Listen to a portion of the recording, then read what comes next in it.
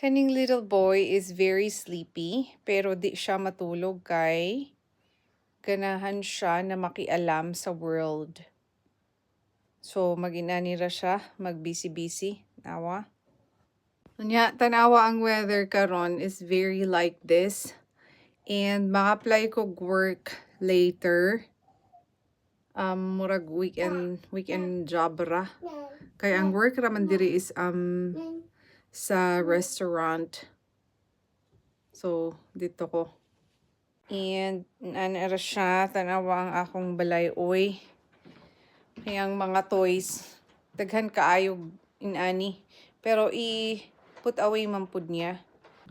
And naglinis ko gamay. Na masilok na dira. Sa orasa karon 9:47 naman.